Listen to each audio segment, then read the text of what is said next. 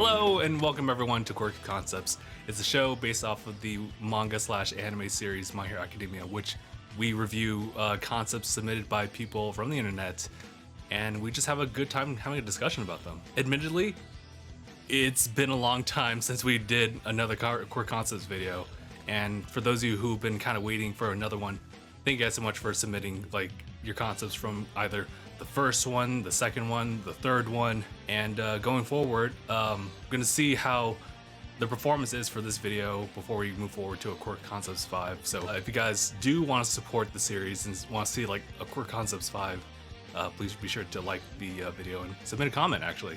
Feedback, your own Quirk Concepts, and most likely we'll do another one. In that time, also subscribe to the channel just so you know when that's gonna happen. So I'm here with Marc.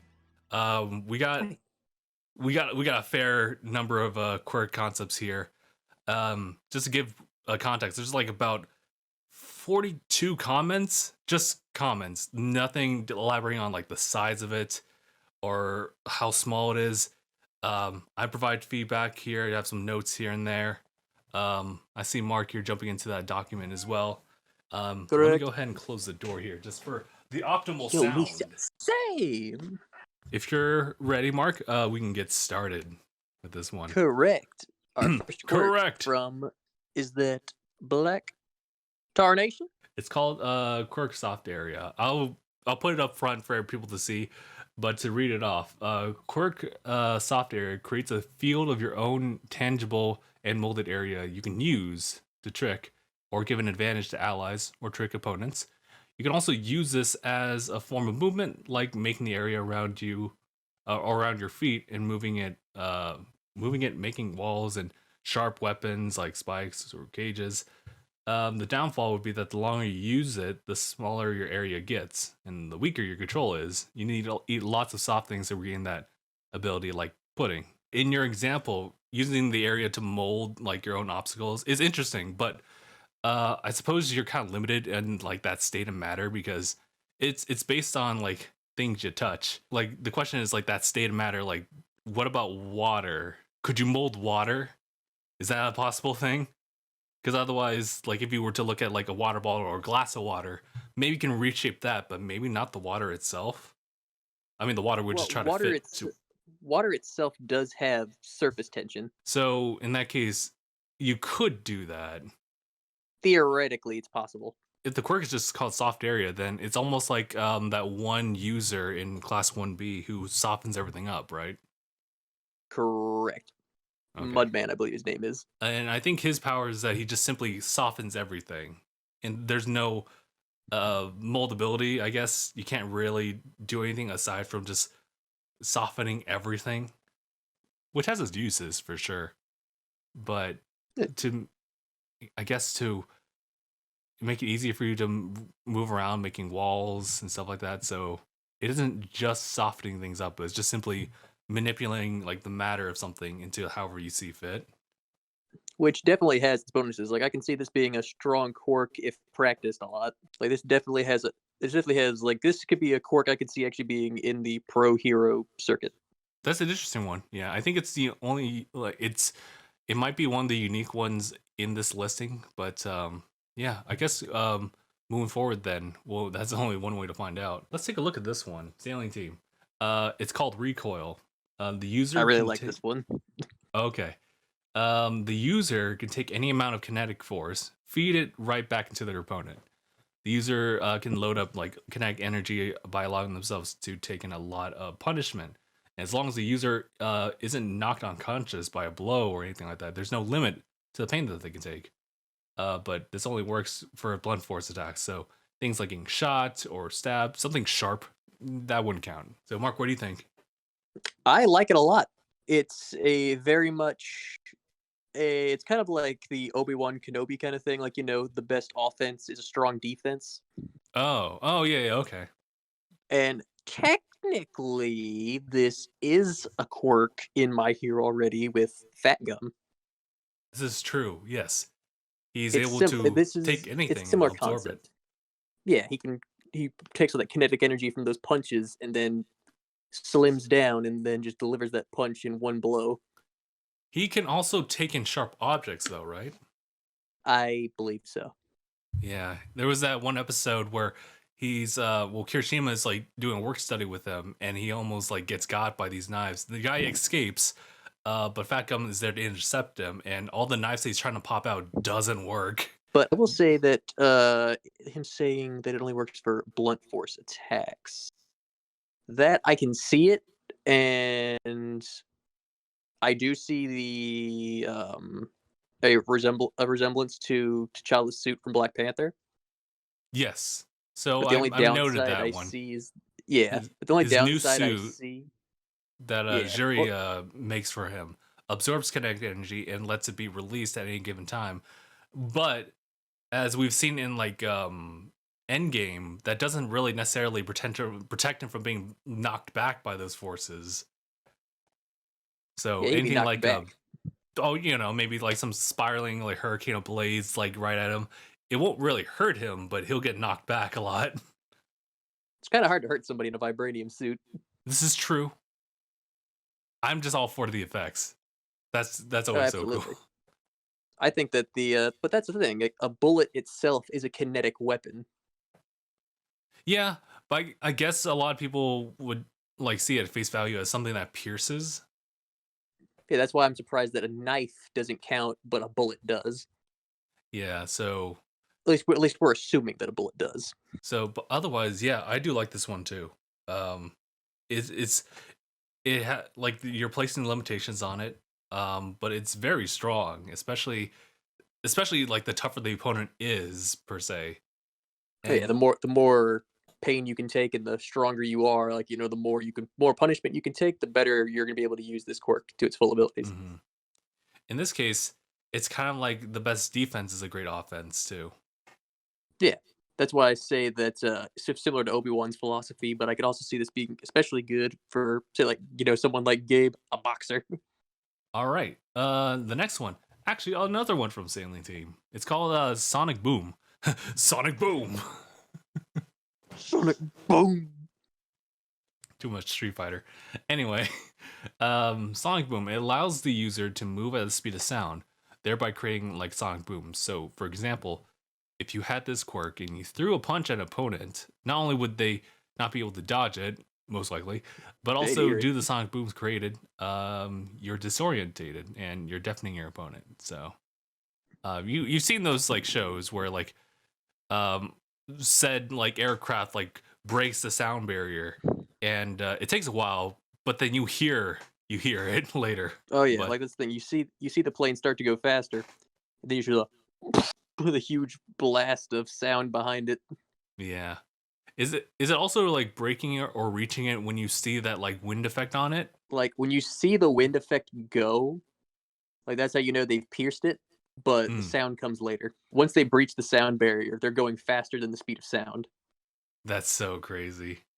The fact that we observed that. The fact that like simple like sounds like this are actually going at a certain speed, but they're not like instant the way that we perceive it. Mm-hmm. But what I noted here was that this quirk is actually pretty dangerous, because you wouldn't just like disorientate and deafen your opponent. You could probably kill them. Going faster than the speed of sound and punching them with that, possibly. Literally break all windows. I mean, traveling would be nice to use for this, but if you got problems like moving around, like, what about Ida?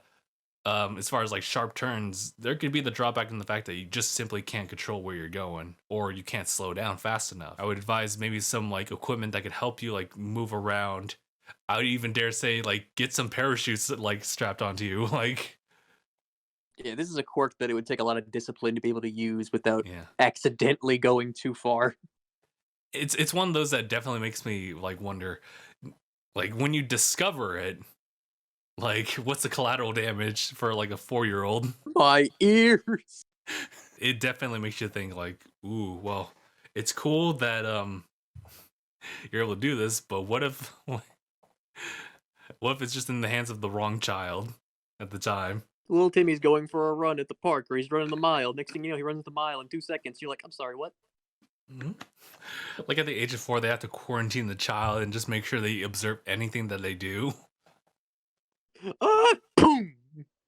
Otherwise, you're Little just Timmy gonna have broke the like window again with a sneeze.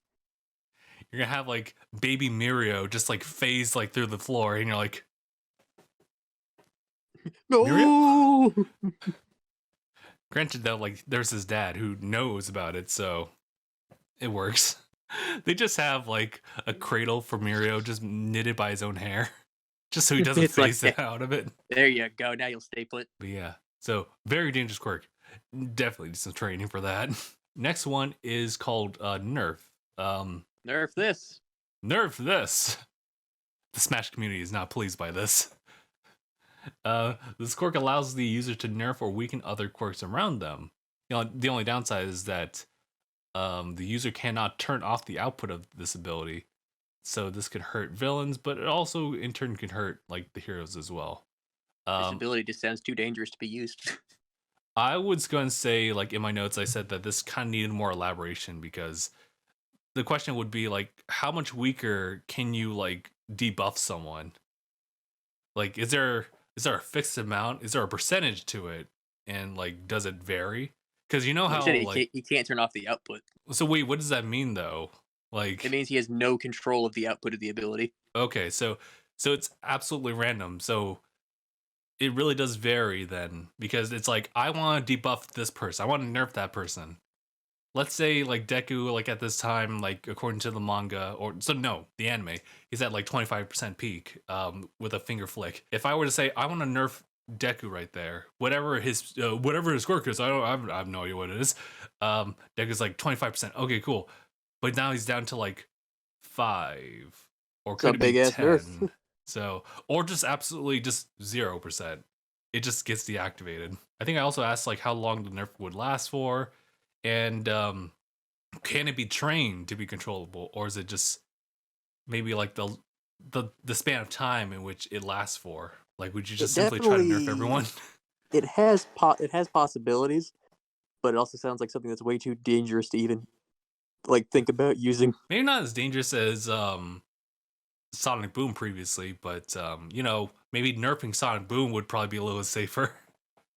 Sonic Boom, you're slightly slower. You're one of those like Olympians that like sprint, like their body moves like slightly differently from ours.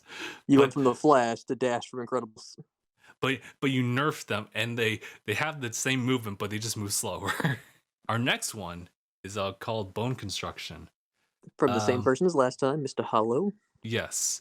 This quirk lets the user grow bone structures inside and outside the body. Drawback is that it creates these bone structures. Well, creating these bone structures is isolated to a certain body at a time, like your arm or your torso. So only that part. You can't make maybe another one over here or there because it like requires a lot of like calcium consumption. So you always need to be like feeding off of that like later and after the fact. Some ideas for this quirk is increasing the density of your rib cage, protecting internal organs. Another example is creating a large like spear like projectile from your elbow and snapping it off for use. You make it sound so easy. Like we've seen some quirks like that. I'm gonna give shout outs to the OG Naruto series with Kimimaro. He was one of the first experiments from Orochimaru utilizing the curse mark. His ability was pretty much like this, except not really inhibited by that type of ability. He grows like bone structures all over his body and uses them like as a weapon. I'm not sure about how painful it is to break those bones, but they're pretty solid. So I mean, I wanted to like give shout outs because he is still kind of one of those like really cool like villain characters. But yeah, I would say like with that frame of reference for me with Kimimaro, I like the quirk. Yeah, it's certainly interesting. I could see it being used. Yeah, I'm not sure about shooting it off, but you know, like making Just like the spear thing and just jabbing someone with it. Yeah, I think it could work. Definitely. Ooh, okay. Another one from Hollow. It's called Deliverance. It's the ability to give consciousness to any inanimate solid objects just by looking at them. These that items could go wrong. Good lord, the internet's not ready for that one. These items usually could walk, they could talk, They have independent thought too. Disadvantage is that it's a sentient object, which can actually just refuse anything the quirk user would tell them what to do. So you would have to convince them or even lie to get them to do a task. That just Also, sounds like it could go horribly wrong. exactly. I feel like I've heard it from some kind of movie or show before. Someone trying to do the same thing. You know what? It's that episode SpongeBob where Plankton actually like hacks into, not hacks, completely changes like the brain like wiring of SpongeBob, telling him what to do, put him in a robot I don't body. wanna. I don't want to get welded. Here, also the consciousness doesn't last more than a day, so many of these objects can be affected. Wait, oh, it doesn't last more than a day, and many of these objects can be affected at a time. There is a lot of variety to this quirk, ranging from like self-shooting tanks or in guns to like living buildings or moving the remote control into your hand without getting up. So now, oh, I see you lazy. I mean, I can see that. I'm looking at a remote right now. If I told it like, all right, change to HDMI 4, but they're like, get welded, and I'm like, that's it. But it starts walking away from me. I'm like, hey. That's it, mister. You just lost your brain privileges. Yeah, I mean, so I would hope that the user could consciously like control like which objects have the conscience, like instead of like there's a huge range here, but like maybe if you just want to like focus on just one object. I was thinking that it'd be interesting if you had like the same type of like items like in front of you each and every passing day. If they have a conscience, they have a personality. Maybe you can actually, I mean, this is kind of weird, but maybe you could befriend them. Maybe you can earn their trust so that you can use them later. Maybe take them with you on a mission or something like that so that they're much more compliant with you because you've already established that like relationship. Yeah, but they're only like that for a day. They're only like that for a day, so that's why you need to keep them with you. I mean, let's say I want to have my Pop Funko of Goku right there. I want him to use his plastic ass hair to like jab someone violently, and we make that into a consistent daily routine. Well, that's also assuming it's the same personality every time. That is assuming it's the same personality. It'd be like wild if it was just random. I feel like it'd be more of a detriment. I guess it That part would need depends. more elaboration on that. If it's a consistent consciousness or if it's a different consciousness. Yeah, so Hollow, if you do end up finding this video, I'm kind of really curious, like both Mark and I, if they keep the same conscious, same personality, could you use it to your advantage so you have like many more items slash allies to utilize instead of just picking from the box? Just let's see if I get lucky. Gotcha. The gotcha mechanic. Ooh. So next one. It's one of my favorites. Joan says the character breathes out something to make into something. So I like it. Character breathes out something and makes it into something. I like it. I'm perfect. Don't change it. All right, so the next one is El Gibby. Gibby. I actually like this one because this does make you think about it.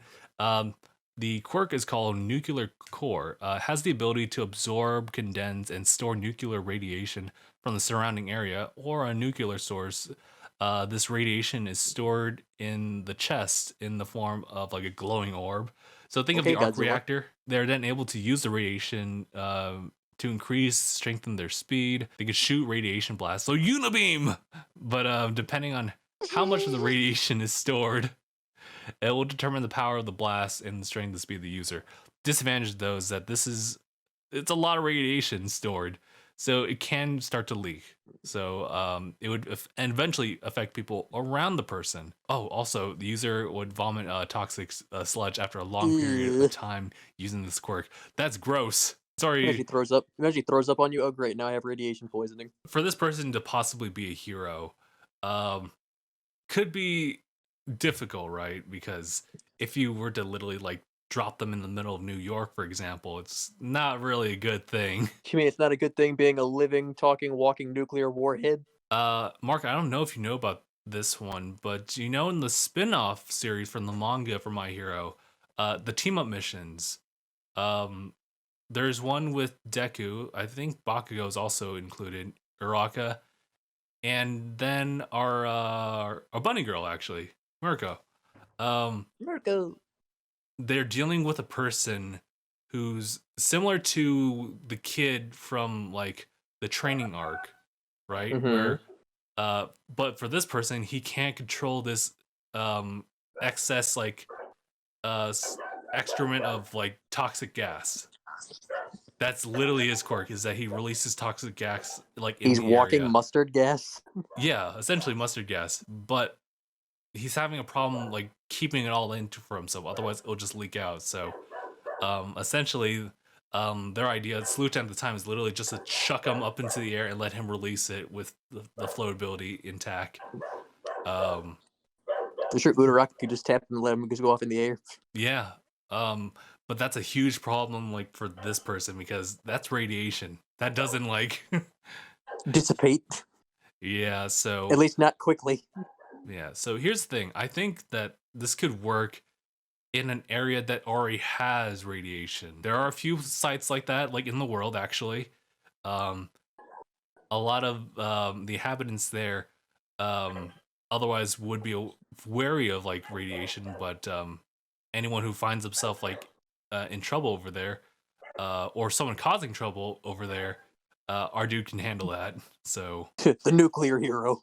The nuclear hero. Oh, he lives over in Chernobyl. Why? Because trust me, that place he'll be fine there. He'll be fine. There's no other better place for him. It's like Spider-Man New York. He'll be fine with the nuclear wolves and boars. This is a funny one, simply because of the name. Shouts to the name here for this one. Gabe's PlayStation. Gabe's PlayStation. This quirk is simply called Paralyze. Whenever the user touches an opponent, they can't move. So unless they're touched again by the same person, they're just stuck like that. But the problem is, you can only paralyze one person one time, like one at a time. So he does mention later on in the comment that he thought of like a way you can utilize it teaming up with someone. So I just want to give shout outs to that. He used Mirio's permeation, for example, which I can totally see too. So the idea is that obviously if people know your quirk, they're going to just try to stay away from you. But what if you had someone like Mirio who could either like knock him out or psych him out, because obviously you see Mirio, that doesn't mean he's going to touch you. So you can just follow up behind and then tag him, like if you're like trying to do a like collaborative effort with Mirio as far as an attack. So yeah, I see. It would be a good team up for Mirio, especially. Yeah. I think honestly this quirk is pretty much fine as it is. It's very useful, but the way to activate it can be a little bit of an issue. And I think it's a good balance for it, actually. We'll see it later on, but this person is pretty much inserting their OC into a scenario like this. I don't mean anything wrong when I mention OC. I'm just saying as it is. It's an OC character. But yeah, no, I'm totally fine with this one, actually. Let's say they're like upon training it, perhaps you could either like add to paralysis such that like 2 connected people can be paralyzed at a time. Maybe a time limit, but if it's already as OP as, they just need to be touched again, and that's it. Ooh, next one's a big one. I'm gonna take a sip for this. From Mega Agent J. Quirk is called Skip. This is a quirk. It's a bit like King Crimson. I'm sorry, who's King Crimson? Do you know? King Crimson. It is a, if I'm remembering correctly, that is a stand from JoJo. Oh, that's why we went into that side tangent. I just kind of play along with it. No, why do you think I missed it? JoJo. Okay, so the quirk lets you set a save point. Oh, I remember this one. And then continue normally. Well, I hope I remember this one. Then continually normally like for 5 seconds, and then you can reload your save point. So you'll appear. It's hard to really like put it in words, but essentially it's anything like a video game. The only thing is that it's a 5-second limit, and it appears as though like once you set it, you will reload. The only thing that you save with you is like your knowledge of what happens 5 seconds later. And I guess anything that's in your pocket, anything you take with you, for everyone else, their memories and everything are just completely wiped of the 5 seconds, and you just revert back. The only person who knows about it is you. I obviously went with the comparison with Subaru from ReZero. One of Justin's favorite anime. And to kind of like dive into that one, essentially it's the exact same thing, except there's no time limit like that. And also the save points aren't so like well placed. It just kind of happens. Like second season kind of established the fact that like these save points don't get placed simply because you did an action. It's just because you went forward. It doesn't benefit your friends or anything. That's up to you. Just That's all you. However, I do want to say I don't understand how not aging when you use the reload for 5 seconds is a drawback. Oh yeah, does it say that? Yes. So later on, it says doesn't age when reloading. How is that a drawback? It's not. I don't think it's a drawback because if anything, it kind of helps maintain it. Because if I just kept reloading like from the same point, like over and over and over again, obviously I keep aging. That could be a problem. Now I don't see anyone using that like obsessively, but I'm with you, Mark. I don't think there's no real downside to it. I understand though if it needs to fully be in your pocket, like you got like a back pocket, it needs to be buttoned up, there needs to be zipped up. That's fair. I would say that like the drawback of it just being 5 seconds is enough of a drawback because aside from passing like a simple sentence onto someone, you can't really do anything else with that information. Maybe shove them in case they're gonna get shot, but like that's real rough. Like you need to be on the dot about like reading, like placing your save. How long has it been? 5 seconds? 5 seconds? All right, time. I was a second off. Not to mention you actually have to place the save point. So if someone just got shot right next to you, it's like shit. I didn't know this. Oh. I think for this user to thrive, they need to be part of operations in which it's like, okay, this will either work this way or that way. So we need you on the dot to let us know if this will work or not, and then we'll try something different. It's like, you know those Call of Duty missions where you place like the bomb on the door, it blasts, slow motion kicks in, and you have to shoot all the bad guys without shooting the civilian. Something like that. The breach. Yeah, the breach. I'm just reading the next what you just listed for the next one. You son of a. Ooh, okay. Ooh, here we go. This is a lengthy one. Why? Because there's 3 parts to it. This is from Gamer, right? I haven't watched the video yet. This is I should preface just to let everyone know.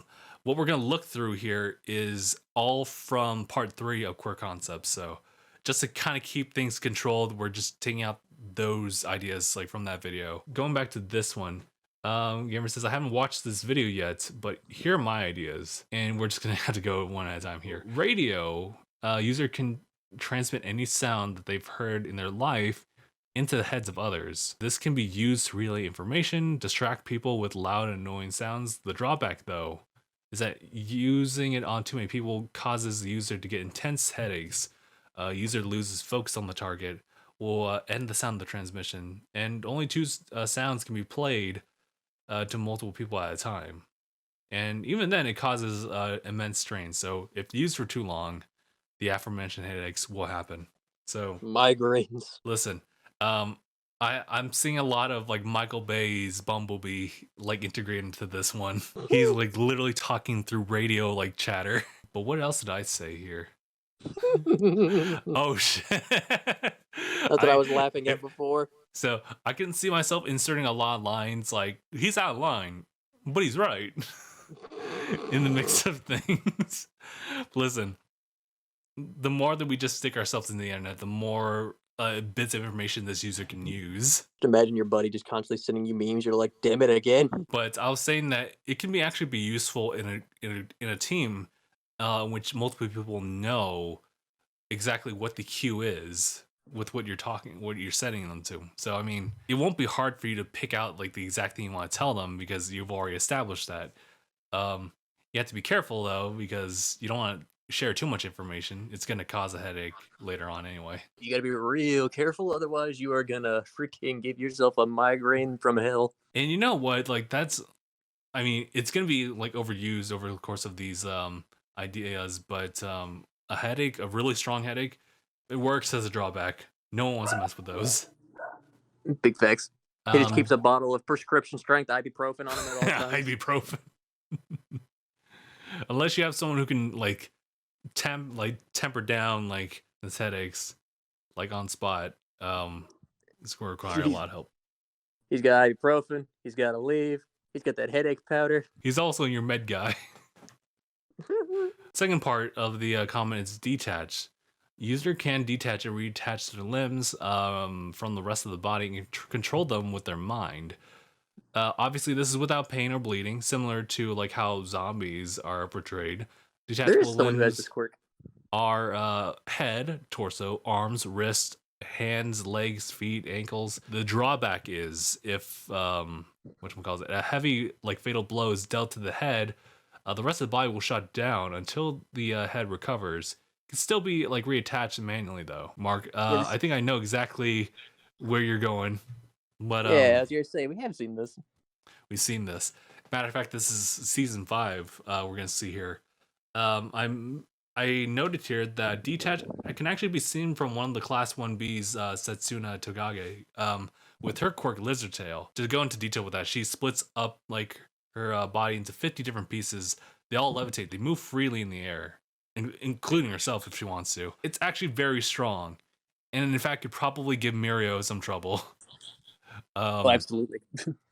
I don't recall what her drawback is as far as a blow to the dome, but she can actually regenerate those limbs if they're destroyed at the cost of stamina. So, I mean, also, something that Ink Tank mentioned below, it's also the Chop Chop fruit from One Piece. Chop Chop fruit. So, we have seen this one before. I'm not sure if this is like somewhere like tucked away from Banks Memories, but yeah, Setsuna like definitely has this quirk, and even to certain parts like has it down to a science. Like she's actually really really strong. Like it seems weird, right? It's just like, oh, I just split up into 50 pieces and they just fly around. But yeah, no, it's she can be a menace. Last one for this one is called Absorption. User can absorb non-solid matter into their hands and launch at high speeds. As long as it's not a solid, it can most likely be absorbed, such as wait, hold on. Oh, non-solid matter. All right. So such as smoke or Todoroki's fire, Ayama's like beam. Some exceptions would just be like sound or light. Drawbacks, only so much of it can be absorbed at a time. If the user tries to absorb too much, it just won't work. If the stored matter is held for too long, user can experience some muscle problems or physical weaknesses. Okay, yeah, all right. I see this one. I definitely just kind of like traded off with like Kirby's like inhale and spit back ability, except the fact is that you can't suck up everything. It's just like the non-solid material. Oh yeah, but at least you can use a lot of different things. You have a lot of different choices of weapons essentially. Oh yeah, this is when I noted the team up spinoff with the guy who emits toxic gases. But yeah, I do like this absorption one. It definitely has its uses, and honestly, like if you have someone you're teaming up with who could deal with anything other than like non-solid, then they got you covered. So I think it would work. In fact, we might see one later on. I don't remember, but there's gotta be someone who can just like take those in. Or it might just simply be confusing with Naruto at this time, because the Boruto series is doing some weird stuff. The next one is from Levy Holt. This is Yoyo. Users' hands and feet become yo-yos. They spin at and travel at high speeds. The string of the yo-yo is made of steel, and it can scratch skin. User can transform their feet into yo-yos and use the the axle and the disc as roller skates. Interesting. The drawback is that overusing this quirk strains the muscles in the hands and the feet. That makes sense. Best watch out when he scrapes your knees. I was thinking like this is something that the person has thought about like for years, having these yo-yos for arms and legs. I think Yo-yos for arms and legs. it's definitely one that's pretty offensive, but it can also be very defensive too, like in short ranges with allies nearby. If you want to just like help block them I from imagine something. arms. Like, the video game Arms, that's how I picture it being used for combat. Yeah, exactly. You're just like, so we can't really It's like change what they look it's like. like fighting, but also shooting. I also know that like with the Yo-Yo quirk, there's quite a bit of room for like ingenuity here.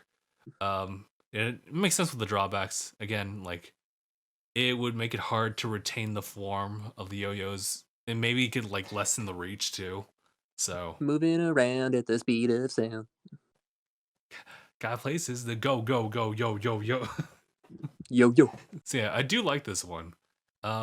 It's interesting how like there's some quirks that like rely on human invention, like equipment. That one filler episode for the last season, I think season 4, it was the camera dude who actually went into UA's like campus Oh, that was a and good checked on the episode. students. His quirk was simply camera, and he just like let loose all these different lenses all over his body. But it's such a weird thing because cameras is an actual human invention. So Mm-hmm. how to get into someone's DNA, I don't really know. There's engines and there's guns, so Fair. And tape. and tape. And there's also animal people, so We have a police chief who's a dog. The dog was We have- domesticated. we have a principal who's a mouse. We got a washing machine. We have a washing machine. Okay. We got Mega Agent submitting another one. It's called Spacious. User can create spaces which can be pushed, which pushes things away. The space can have air in it if the user is trained enough. There's no air in the space. That's okay. So this is weird because I'm reminded of Class 1B's Kosei. His quirk is solid air. We've seen it in the athletic event, right?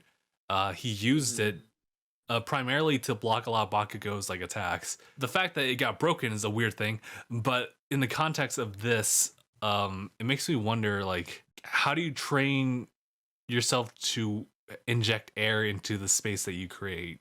Like, You're blowing it a little bit. because if it's not solid air as your quirk, it's just simply creating like a space. And it's hard to really like imagine that. I say like if it's solid air as the idea, then like we've seen it, and I can see some really good uses for it. And you'll see that like in season 5 too, like one of the episodes, and how we can utilize it even more so. I see it. I see the idea. But it probably needs some more elaboration if you want to separate it from solid air. The next one here we got from Joseph. He actually has like a reply to that one as well, just to add on to it. The quirk is called density shifting. While the user grips an object with any amount of force, the user is capable of changing the size and or the weight of whatever he grips. At a thought. At a thought, yes. Downside is that the instant he releases it, it returns back to normal. Best I keep also your hand forgot- on it. Yeah, also forgot to add this to the original comment. But he also has this sub ability. Okay, here we go. It's called Speed Mirror, which is when releasing an object with lower weight to the original, the speed will increase to match it. So essentially, I think what I like looked at this is essentially carrying the same type of momentum as far as like observing the speed of it. So it'll just carry the same amount. I love how he says in the comments. He said basically the original speed will match it so that the object goes at the same trajectory as the original. Example: let's say the user grabs a desk that it is 50 pounds per se. They make it 0 Okay. pounds and yay! It the instant it is released, it goes to normal weight, but it's still going the same speed when they've released it. That's dangerous. It's a 50-pound like speeding desk at your way. Yay! They say objects. Could it be people too? You just take someone who's like 300 pounds and make them fucking 0. You want to grab Shaq real quick and like chuck him at someone? Yay! You want to do get help? Oh no! Help! Shaq's in trouble. Help him! I asked about it in my notes here. Like, let's say we go even like larger than that. Let's say like a meteor is about to strike like the town, and it's just Touch. you. If we make it convenient enough where you can reach to this meteorite and touch it, you could shrink it down. And would you all you need to do was just simply just hold it, find yourself like a nice uninhabitable space, release it, and then it'll be the same. Oh, sorry. Let me mute you real quick if you need to take care of that. Yeah. Sorry about that, guys. So if the user touches it, they can just shrink it down to like a smaller size that they can maybe carry around until they reach like inhabitable like desert, for example, and just release it. Maybe have some comedic like boing effect. But after that, Boing. does it just like stay there? Or yeah, it reverts back.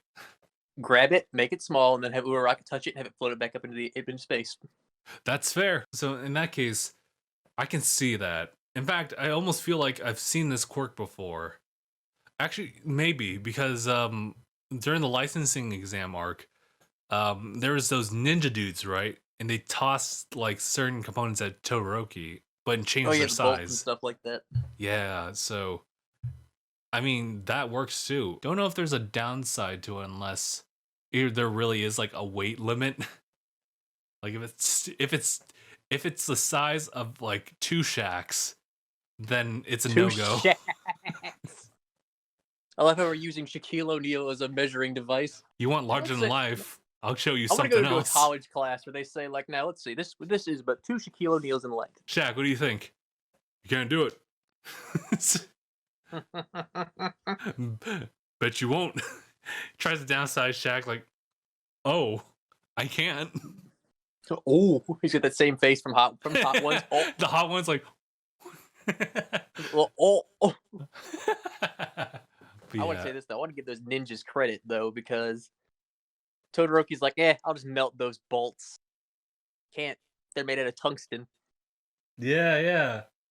They made it a point where it's like they almost were targeting like Todoroki specifically. For those who don't know, tungsten is the most durable metal on the planet. Like, it is it's one that was considered used for the Project Thor, aka rods from God weapon that was the U.S. Air Force thought of years ago. We never went through with it, but it was thought of because it can survive planetary re-entry. That's wild. Tungsten is just that durable. So the fact that they thought of that to use against his fire, I was like, smart. Speaking of durability stuff, we got the next quirk concept up here. I like this one being brought up. This is from Ink Tank. We saw him in a reply earlier. It's called the Silver Chariot. This allows the user to create an extremely durable like armor, fit with like a sword for the right hand. Sword arm is actually able to shoot like needles at these rapid speeds. For some short range like bit of prowess, user is able to shoot off like main armor pieces. So think of exactly like Lizardy in this case. They also go into detail that it's like a magnetic armor Needle segments spray that can be embedded to the arms, legs, torso, head. When the user shoots off these armor pieces, they gain a large boost in speed and strength. Downside is that it's similar to Tetetsu's quirk. You need to like consume large amount of iron or actually meat specifically to just kind of be able to gain the strength to just reproduce them again. Dude, if that was the case, if that's all it takes, then damn, dude, I'd have metal 24/7 because I eat a fuck ton of meat. Hey, some people need to change their diet. Some people don't. Bro, if you were to combine Sugar Rush's quirk with Tetsu's quirk, you'd have my diet. What else was here? Awakening would be like a much more like durable armor. It gives you boosts of strength and speed. Obviously, downside is that the user will collapse and be unable to use their quirk for a while until they consume something with iron in it. It really does feel like the hardening and steel like skin quirks with a little bit of creativity in it because of the sword arm. Let's see. It's like liquid metal at that point. I was saying like, yeah, this seems like one. It almost feels like a marriage quirk too, depending on how you could frame it, like on the parent side. But I would question about having that boost of speed and strength upon releasing them, because I feel like That should just be a natural thing. You buff yourself up so you can just maintain mobility in the suit of armor. You increase your physical strength to do so. Otherwise, this almost kind of feels like a Pokemon attack, right? Where you're doing an attack and you drastically raise your speed after the fact. Nah, dude. You wanna know what I was thinking as soon as I heard he could shoot them out? You heard me say needle spray. What was that from? That sounds familiar. Digimon. You remember Togemon, like the big cactus? You just spins around. You need a needle spray. Okay. Exactly what I thought of. I mean, this is also assuming that you can just use the sword arm as a regular like sword. But yeah, no, I like this, and I like the fact that it doesn't have to be a hero per se. It's just a quirk idea. Interesting name too. Is Silver Chariot. Yeah, I think this Which is one that could I think is actually a stand. Yeah. Joe. Yeah. Other than like the weird like strength and speed buffs, I say it's just kind of good as it is. Honestly, if it's similar to Yaoyorozu's quirk in Crazy, and that you need to feed yourself stuff in order to gain back the strength for it. Oh, absolutely. For her, it's the lipids, but for this, it could just be anything else, just like the energy required. Yeah, lipids, which are fat. Right. I think I had a hard time like pronouncing it at all times, but this one's from Jackson. It's called Teleportapia.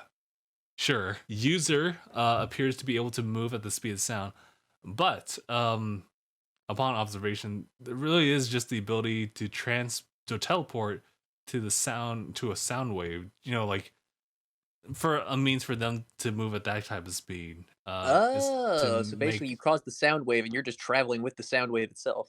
Yes. The louder the sound, which means like larger the waves, the farther it travels.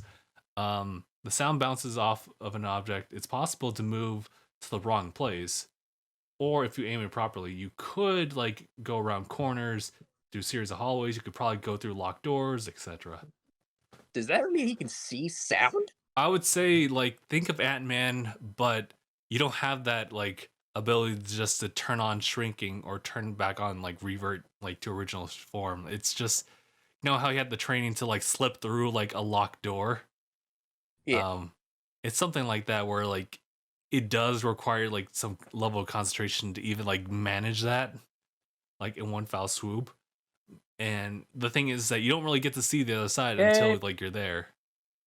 I would say that this person can't really see it. They're not like Toph, for example, who can like observe things through sound waves that are just emitted by her. It's just simply traveling like through sound waves. You just can't really see that, especially if you change that to like a sound form, is what I would probably perceive it. So it's definitely really interesting, but it probably requires that same level of concentration that Mirio had to like come up with for permeation, because for him, he can't see anything.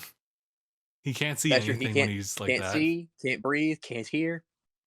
Super scary, but like look where it got him. So I would say, yeah, like if anything, it's almost just like his quirk too. Except he can't really phase. Yeah, I would say. I feel like you would need some kind of support item to help you see sound waves to use this to its maximum ability. Definitely, I think that all these quirks would do well. Maybe except for like Silver Chariot that we just talked about. Yeah, maybe like aside from that, like everyone else could use like a support item. I just thought of something. Perfect support item. Sonar. Oh, okay, yeah. In my notes, when you make a sound wave, it's hard to really pinpoint the sounds because like when you make a sound, it literally just kind of goes everywhere it can just fit itself in. So unless you have a means to just like focus it all in one spot, I literally just said, what about a paper cone or an actual megaphone? Because when you use a paper cone, I mean like the sound like bounces off the cone walls and just pretty much goes straight. So it's much more concentrated in that area, therefore it extends the reach there. I'm not sure if a megaphone works that same way. Sonar being the most accurate. Yeah, okay. Because what sonar does, it goes beep, beep, beep, beep. And when it goes out, if it hits something, it'll bounce back, and that's what causes you to know where the object is, because the sound traveled, it hit off of something and came back to you. Okay. This one can get pretty complicated and almost kind of scary to just try to like actually master.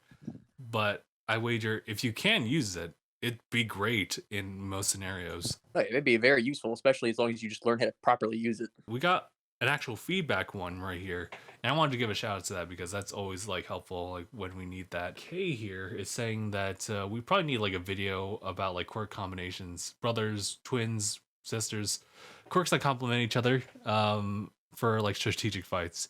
So like for example, twin sisters, one has one quirk where she can make tiny monsters draw back. They're just cute monsters because of the size. The other twin has a quirk where they can enlarge any small living being. So the drawback is that only living things created from the quirks, though, they just make a perfect tag team. Oh, okay, so they have to rely off of each other. Yeah, so I would say that like it's cool like when you could actually apply like an example of a quirk in those scenarios. I just personally would not make it like a sub series for quirk concepts, just being focused on combinations, because you can just mention them like in the comments as well. Like we had just one who like literally just inserted their OC with Paralysis teaming up with Mirio, and we're like, okay, yeah, I can see that. I'll mention the other one. The other one's still my favorite. Yeah, we'll get there. Trust me. It plays a pivotal role in one of the other things I wanted to mention. I mean, going forward, so great. Like again, like another feedback. If everyone's down to have like more like personal examples, we can make a lot of time like during these recordings. We'll probably need to lessen like the count of how many quirk concepts we fit in a video, but we can do something where we can elaborate on. As I say, this list is long as shit right now. It's pretty long. It's pretty lengthy, but we're like almost like halfway. If everyone's down for it, just let us know in the comments. If we should just give some time like in between each idea to give out an example of like maybe an existing hero that can team up with this person, or maybe you can provide your own. Provide your hero agency. Like if the more you can like tag it along with things that are already existing in the world, I say I'd go for it. I mean, it'd definitely be a cool little side thing to see. Yeah, for sure. I'd be interested to see what people can come up with. All right, so the next one's from Blog Dog. It's nitrogen. I shoot out liquid nitrogen and I can freeze people solid. That's short, sweet, to the point. I like it. I like it. No changes. So the next one's from Zay. Actually, spoiler alert, Zay has a lot of quirk concepts, but we'll go through them. Here's the first one. Quirk is Shockwave. It's an emitter. Her hero name is Mighty Fist. See how people are like already like inserting like their characters in here, just giving examples. So you can do that. The ability here allows the user to manipulate shockwaves.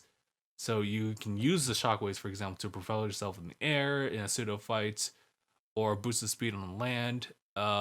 I can picture that. You can use the shockwaves to strengthen your punches, kicks, shoot projectiles, make shields, force fields. May have the shockwaves to protect yourself. Drawback is that the overuse of this ability would cause just muscle cramps. So straight up, this reminds me of Yoshindo's quirk, his shockwave quirk. The downside for him is that he can't really move after like a big one, right? The way I imagined him using the shockwaves to propel himself is literally to just kind of like heel tap the floor that lets you like propel yourself forward. So things of that nature I could totally see, as well as like exerting more forces in your punches and kicks by simply contact. I don't know how effectively you can use it as like a shield or a force field. Honestly, I think it's cool. I like it because you know me, I'm always been big on melee-esque kind of things. Like if I have the chance to use my fists and my feet in a game, I usually go for it. The fact is you just make shockwaves like from anything, and it could just be anything. I was just saying that like the latter half of it where it was just to make it as like a shield or a force field, that's kind of stretching a little bit, unless we're saying, I'm just strictly saying hypothetically, if you were to deal with an awakened decay quirk, maybe that would be like an exception. Just hypothetically. No spoilers. This is just coming from the dome. I don't know which. Shut up. Okay, so the next quirk from Zay is called Magma Burst. All right. Magma Burst is you're a living volcano. Magma is stored in your stomach, and you can release it out of your mouth, your eyes, and your feet. Don't use your eyes, though. Don't use... I don't know, it's like, don't use the eyes. You can also turn the ground around you into molten hot magma. I just love that there's like personal advice. Don't use the eye. Don't use the eye. The quirk is If I were you, I extremely would not dangerous. use That's the the drawback. eyes. It's hazardous. It's very detrimental to your environment and the people around you. Only you can prevent forest fires. Only you can prevent forest fires. Dehydration is to extreme heat of the magma. Oh, that's also a downside to it. As well as water. Just water. Water. So aside from not using on your eyes, this is one of those Don't dangerous use your quirks. eyes.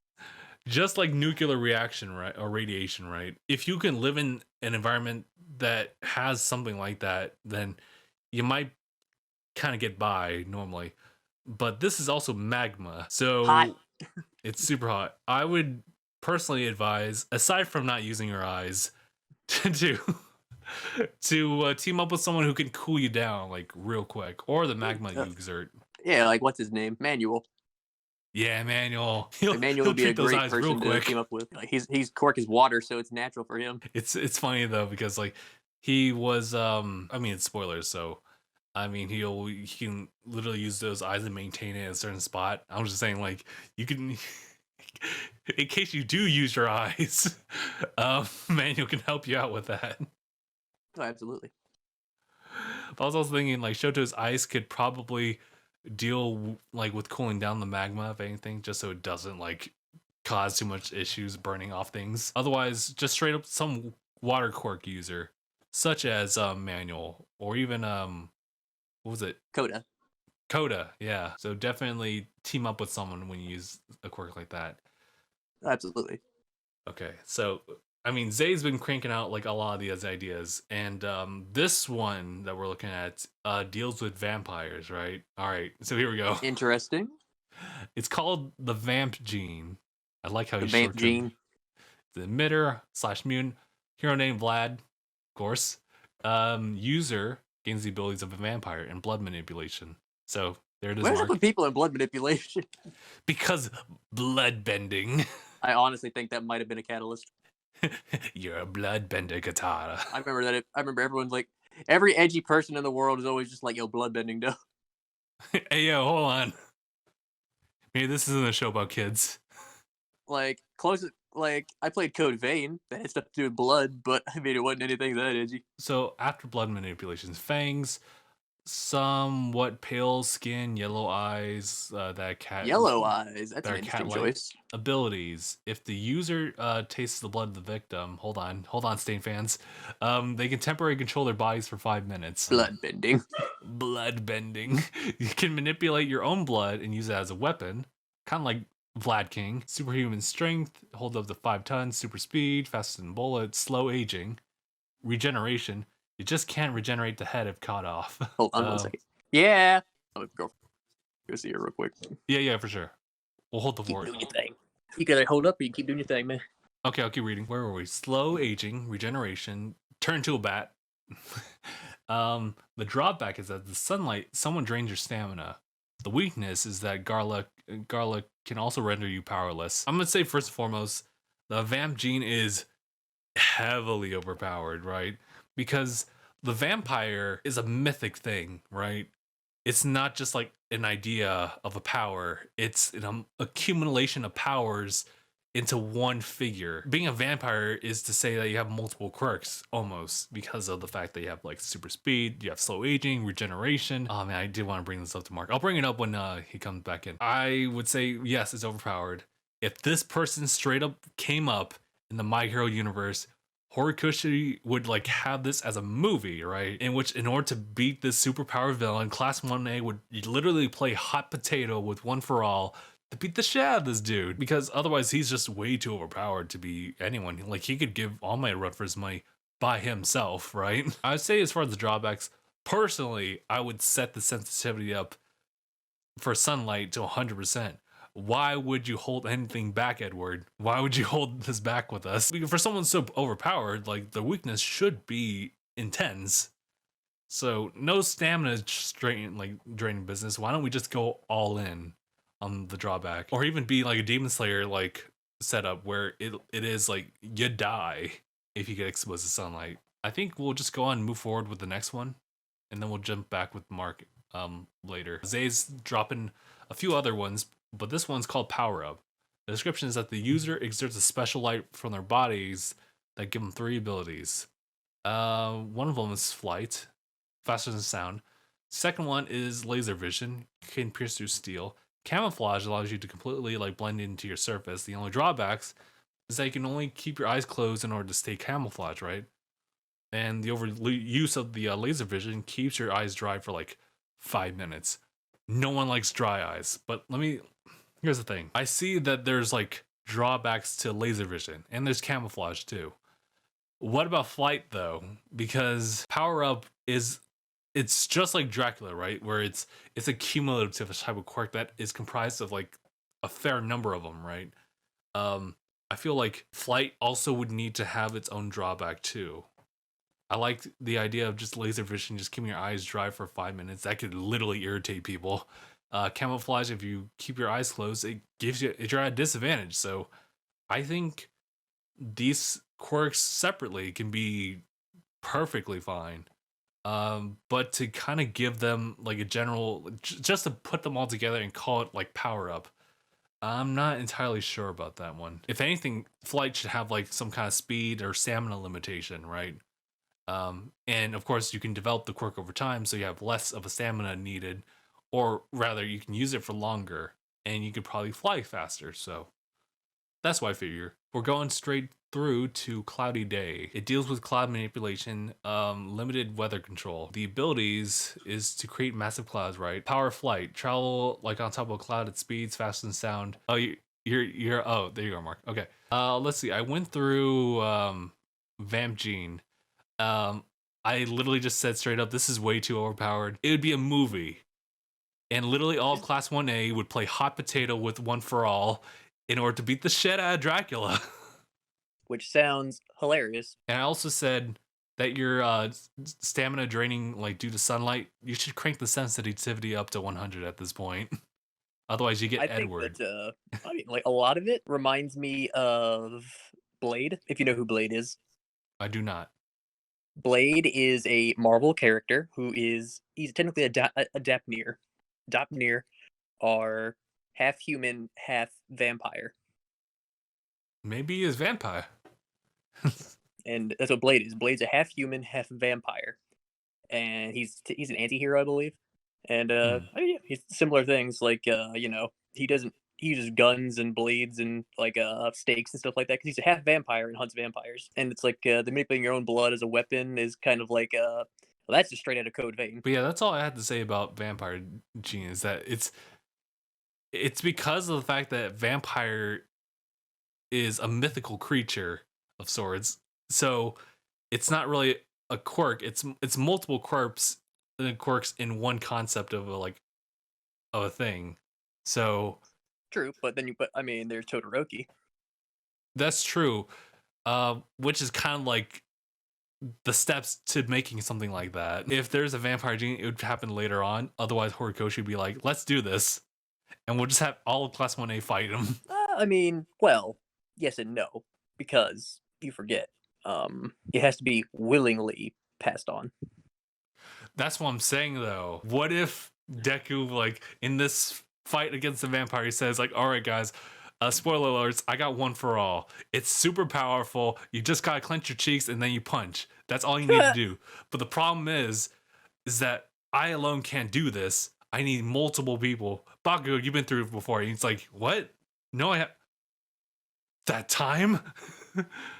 So they literally just pass it to each other, like, several times over to amplify the strength. That is possible, but, I mean... I think that it happened in one movie. I don't necessarily think it's going to happen in all the movies. Listen, this is Horikoshi, who's just, at this point, he's done with this story, and he's like, you know what? We can go all out on this one. We can go all out on this one. We can go all out on this one. Everyone gets One for All. Everyone gets that, and one everyone for all loses boost. One for All. And of course, speaking of boosts, I was saying for Powerup real quick. It's literally Zenkai. All these powers need to be separate. They need to be split up. There's no need for them to be together if they have nothing in common about them, unless that's how the kit is, especially since with flight, there's no drawback to it. I was saying it should have like a speed and stamina limitation early on, and then you just train that. I mean, what I'm thinking about this is it's a combination of invisibility with Superman. Of course, the golden light, the special light, makes me think of a Super Saiyan, and power makes me think of a Zenkai boost. But of course, the actual abilities themselves are more like Superman mixed with an invisible, also kind of power. Are you saying that Goku and Superman should have a child, you sick fuck? Have you ever seen the picture of Goku and Superman fused? Because it looks badass as shit. Jumping back to a Cloudy Day as a quirk, it deals with cloud manipulation. Ignore the sound. It deals with cloud manipulation, limited weather control.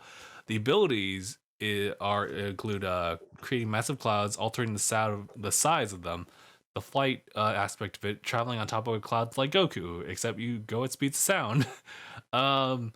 Create thunderstorms, limited electrokinesis, cause warm rain, turn raindrops into sharp needles, create raging winds, shoot blasts of wind, and carry massive objects with clouds up to 10 tons. Don't worry, I'll get to the feedback on this one. Use the clouds to soften the impacts of attacks and absorb energy-based attacks. Only so much energy you can absorb. The drawbacks is that you can only manipulate the clouds you create from your hands. The range of your clouds are also limited by like 100 kilometers. Wow, that's so short. Quirk can be hazardous 100 kilometers if not controlled well. So listen. That's so short. You said no one ever. This is where I start to draw like a little bit of a problem here. OP. I'm saying that flights in this case, especially, you got like a weird obsession with like faster than sound speed. We're the anime community, bro. Are you trying to come up with a new quirk, or are you just trying to describe Storm? Because she a problem. But if I was thinking about like weather abilities, because there's one in the movie, the latest movie for it, Heroes Rising, specifically for thunderstorms. My thing is that I think cloud manipulation is just... Oh, yeah, from 9. Yeah. Or limited weather control is a perfect quirk, like just by itself on like a smaller scale than any of these. I mean, thunderstorms are like slightly different. I get that, but to create like sharp needles for rain is it's kind of a little extra. I mean, to be fair, he did limit this one to the whole you have to create these clouds. It really does feel. Well, I mean, granted, it is a concept, so it just has like a bunch of other things control. I just feel like this one's a little too overpowered, just to be simply called. Well, it also doesn't. It's also only, say he can carry a massive object with the clouds. Basically, you can. I assume that this means the clouds can also turn semi-solid. Yeah, because of course we also have raging winds, regular rain, thunderstorms, limited electrokinesis. Now, the only thing that I think he should change that makes this quirk a little outside of weather control is the sharp needles. I would say as long as you just fix that, everything else is fine. So even like the speed of the clouds too, because I get flying with your own clouds, I get that, but I'm not sure if like it needs to be that fast. Google, what is the speed of your average cloud? I'm actually gonna Google that right now. Speed of clouds. Yeah, By the way, put that picture in there. I was gonna say like also like carrying like up to 10 tons for a cloud. I'm not sure. Like I'm not sure. I watched the episode Avatar where he like flies it through the clouds and he just comes back absolutely soaked.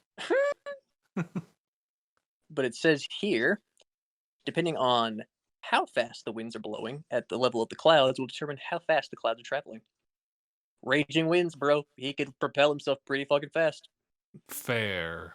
Okay. It's just clouds that are pushed along by the jet stream can travel at more than 100 miles per hour. That's pretty fast. I'm not gonna lie. Very well then. So we need like an Ida flying quirk to assist. It says here, wow, it actually says not only can they go 100 miles per hour, they can also travel more than 2,400 miles in a day. Yeah, okay. So having more of the context there. Okay, so if you have like some kind of raging wind type of thing, assisting with the clouds, you boost yourself. Okay, that works. Honestly, if you're making your own clouds, then maybe if you were to say like they are as dense as like the flying Nimbus, then fair. I would love my own Nimbus. Me too. This one's from Quill Andrewson. This is called Adoration. It's pretty much like La Brava's, but in reverse. Instead of love, it's hate. Yeah. So Edge. yes, I was gonna say the more beloved the user is, the stronger he or she gets. So you know how like in the fight, she's cheering on for Majestic, right? But Mm-hmm. it's in the inverse.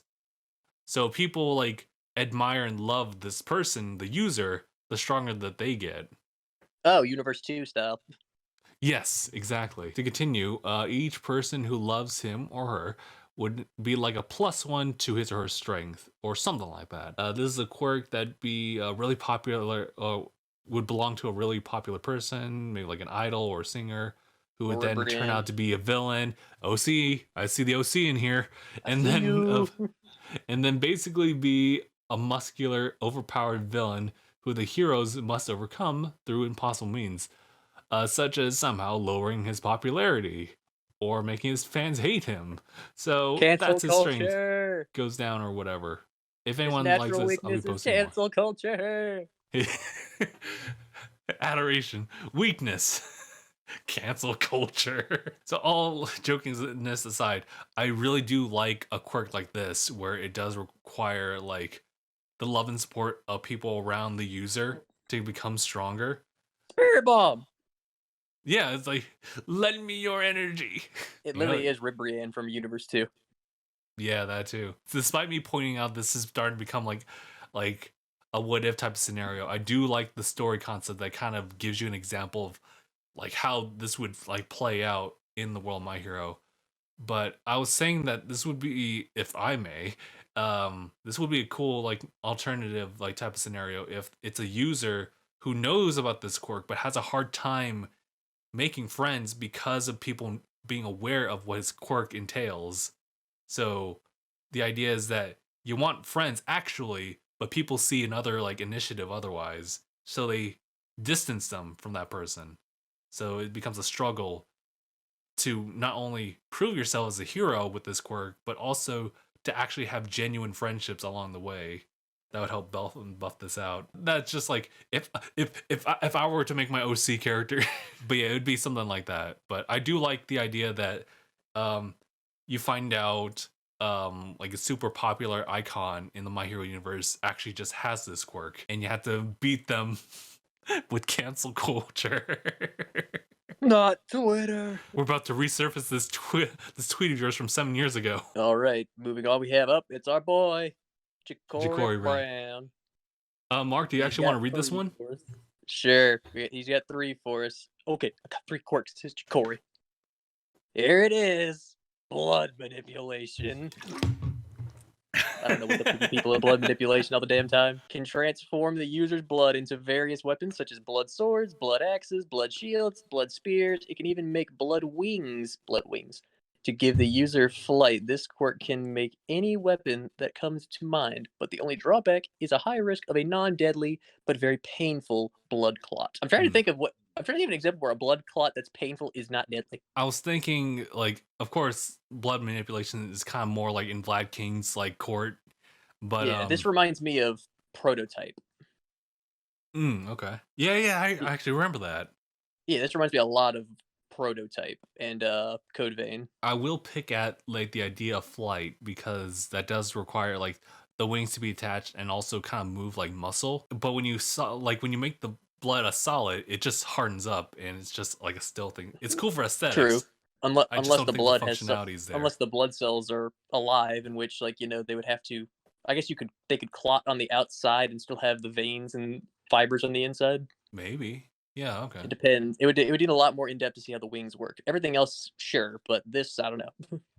Could be like a new ability that someone unlocks after like years of like mastering manipulation of blood. Yeah. And next we have the quirk multi-quirk. After Yikes. reading this, I'm gonna say my joke right now. This is gotcha the quirk. The quirk allows you to have a different quirk each day. For example, you can have a fire quirk today, water quirk the next day, and an earth quirk the day after that. But it's not like Monoma's quirk, or it's not like All for One's quirk. It's not the same as those two. For one, let's see here. The only drawback of multi quirk is that the quirk changes every 24 hours, and you can never use the same quirk twice. So that means every single day you're doing a gotcha pull and getting a different quirk. You're selecting your next random in a fighting game. Yeah, it's basically you're pressing the random button, Yeah. but you can never use the same quirk twice, meaning that you can only imagine you get a quirk that you really like, you can never use it again. Yeah. It's just So depressing. it's rough because this deals with random quirks and it changes each day. The first step would really be to figure out like how many of these quirks are there. If it's every day, it's an infinite amount. Oh, in that case, there's no way to track it. Yeah, there's literally. I mean, I suppose you could study the person in their sleep and kind of just see what quirk is manifesting. Oh, yeah, okay. Because if it's every single day, then some point during the day, their body must shift in a structure of sort to accommodate the quirk inside. Yeah, that's true. Because otherwise, it won't be as simple and clean as like all for one's quirk, or at least him passing on like a new quirk to someone, right? It wouldn't be the same. It's kind of like that, except he's not passing it on. The quirk itself is just naturally doing a metamorphosis. Yeah. It's a natural metamorphosis into another quirk. But the thing is that like using all for one, for example, just like forcibly inserting a quirk into someone else, like for the most part, from what I've seen, like their body doesn't really change like that. Especially if it's just one quirk. So I mean, like with the original owner, for example, like of all for one or one for all, it was just like two quirks that just started to become one. Definitely would want to monitor and see like if there's a sudden change that you can actually like study. Otherwise, this is kind of an unreliable quirk to really use in most settings. Here's the thing: it could be unreliable, but it could also be really reliable.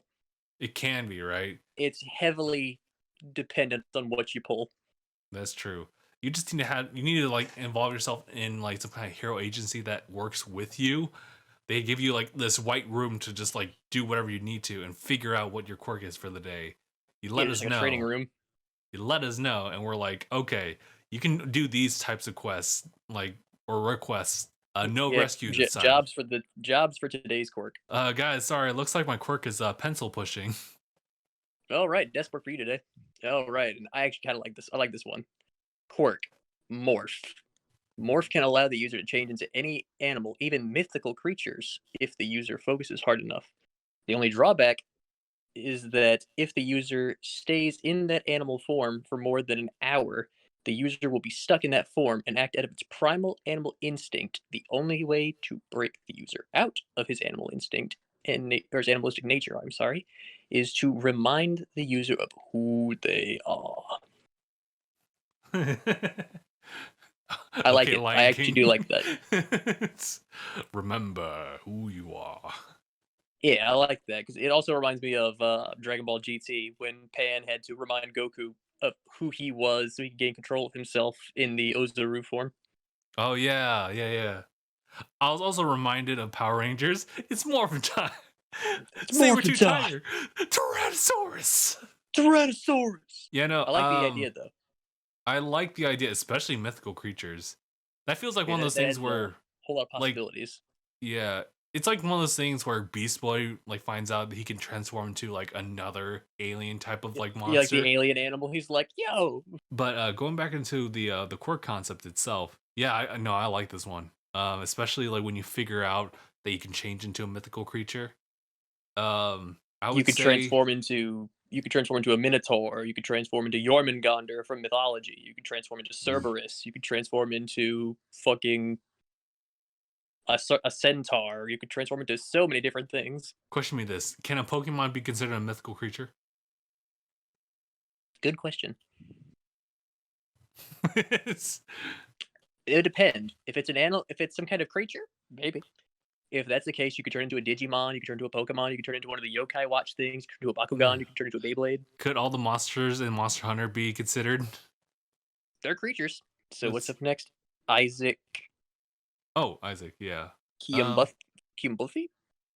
Sorry if I mispronounced that. I'm not sure how to pronounce that last name. So Isaac's saying, I think something like Stasis from Breath of the Wild could be cool. like where you could like freeze the object for a set amount of time. You could attack the object to increase the kinetic energy and change the trajectory of where it's going to be before releasing it. It's like click. Like objects or even people would not be damaged when being attacked in this Stasis. And it could be affected by the energy of others' attacks as well. Like, so maybe the quirk's time could be limited before training. There could be no multiplier added to the energy added. Also, the attacks would still take energy, so a large object would be a little bit harder to move. By the way, the object would still be affected by gravity, so which would not count as an energy on the object, but it's just like after the fact, gravity still has a force on it, so it won't just be flying. It reminds me so. Have you ever seen Clicked? Seen what? The Adam Sandler's movie Clicked? No, that sounds familiar though. Oh, you've never seen Click? Maybe not. Dude, I immediately thought of the scene where he's in the future, he sees everything's gone wrong. He's like, one of his friends ended up like marrying his wife. He's like, pause, what the fuck? And he just kicks the dude in the nuts like 3, 4, 5 times and unpauses, and the guy's just like, oh! Oh, you know what? Maybe. Because I remember that there's like some pretty funny moments when utilizing like a stop type of power. Yeah, it was the remote. Yeah, I was looking at Isaac's idea and I was thinking like, you know what? All the Breath of the Wild runes would make for interesting quirks. So not just Stasis, but we can also talk about the round and box bombs. We could talk about like creating ice pillars and stuff like that. Like they can be like quirks with their own setbacks. Actually, they just have the setbacks and limitations added to them. So I'm all for that quirk. I'm all for like the other quirks I just listed, as well as the champion abilities. If someone wants to like elaborate that next time in Park 5, then let's do that. But yeah, no, Stasis is that's a lot of fun. I can see a lot of uses on that. So good. It's on like one you of for those. bringing I've that seen up. it in video games before too. Like you make them stay in time. You just beat the living crap out of them, or just shoot, or just you beat the crap out of them, or shoot them, and then all that damage just comes in at once. Next up, we have it really is. And next up, we have Devo Quirk Supernova. Gives the user the ability to use supernova energy, so the energy of a dying star or an exploding star, essentially. The supernova energy to fly at high speeds and can use the energy to strengthen punches and kicks and can shoot nova blasts from their body. Drawbacks: the user will become tired and feel drained of energy, as I expected. If overused, but can train their quirk to lengthen the duration. Kind of like Superman. Like It is.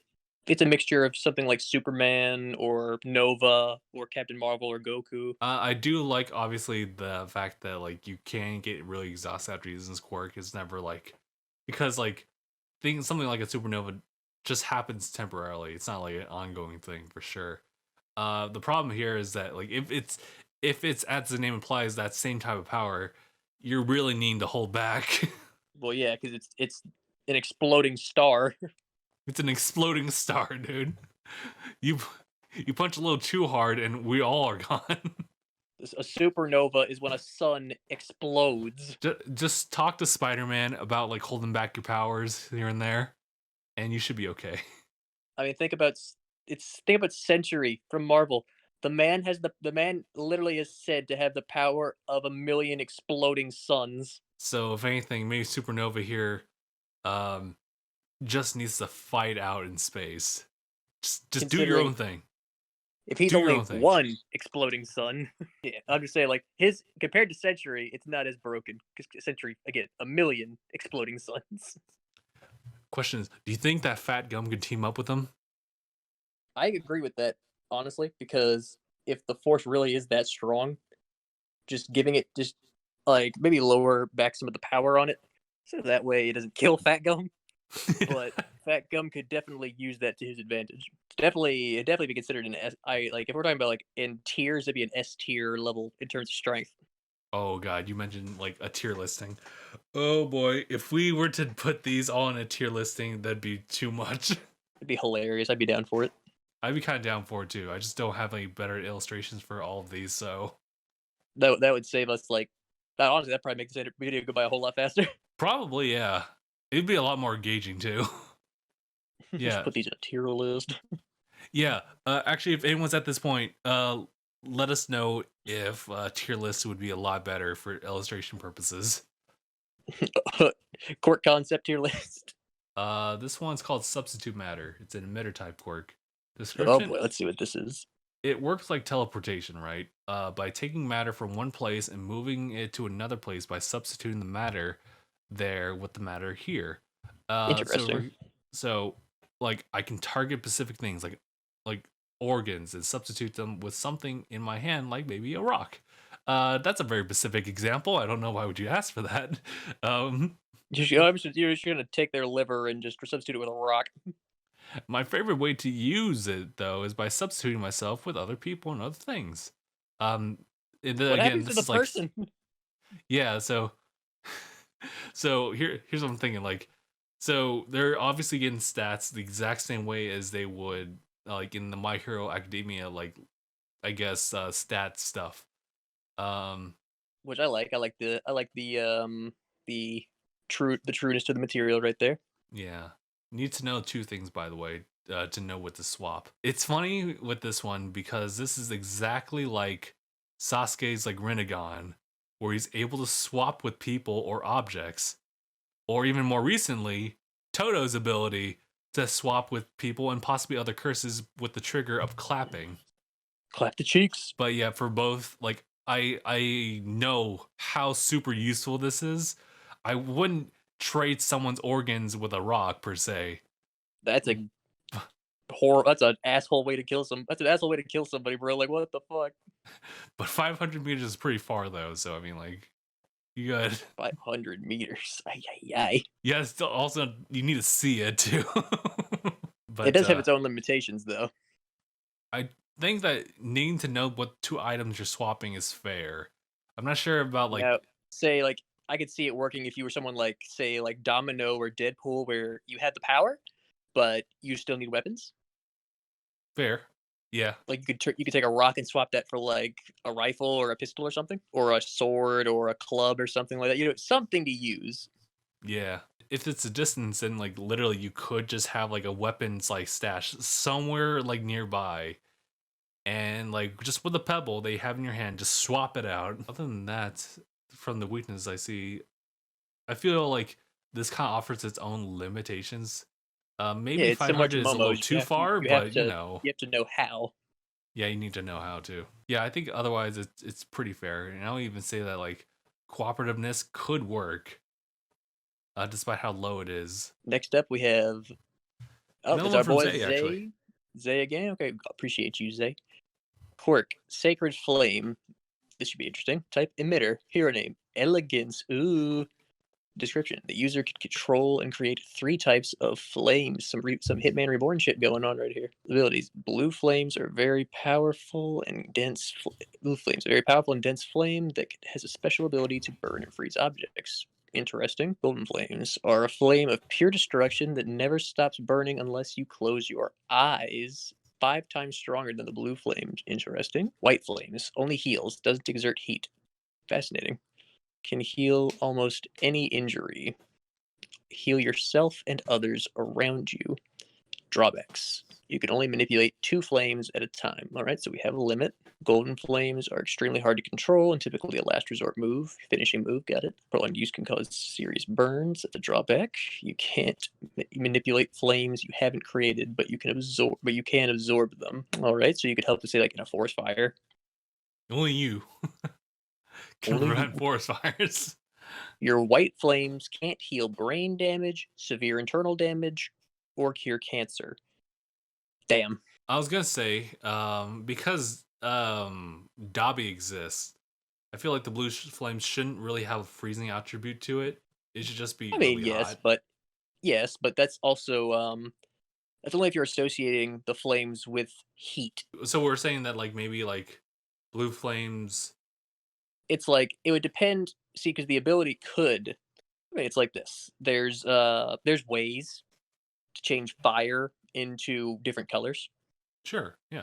Like, you know, there's like if you want green fire, you throw sulfur into a fire, and like say if you want this or that, like, you know, there's we saw it in Dr. Stone. You throw different things into a fire, boom, it changes. So Okay. I mean, we could say there could be nitroglycerin possibly in these flames, giving them a blue shade. I would also give a shout out to little Amaterasu over there, but as a golden flame instead. Right. Another Naruto reference here, just because of the fact that like it doesn't go out. It requires you to like shut off your eyes. Right. This to stop it. I like the healing flames though. Yeah, the healing flames, I think, are a cool idea. I would say that the only drawback though is that you do have only 2 offensive flame types and 1 healing type. So ideally, you just have like 1 offense and 1 healing at all times. Unless you're just Especially going since straight gold. all out, just fighting. Yeah, so you don't have to worry about like having to like shift it up a little bit, unless you want to go golden flames like for the big baddie. But you still And have it says, healing and on your it side. also says blue can burn and freeze. This is fair. That'd be the So only exception. imagine fire and ice in the same kind of flame. Yeah, but otherwise, it's kind of like Todoroki's like half hot, half cold, where you could But in just one like, flame. I mean, he could do it at the same time eventually, right? But in the meantime, he just does it back and forth, and that doesn't really do too. That's not like too big of a problem, especially when you learn to train it. Otherwise, this is pretty like immense.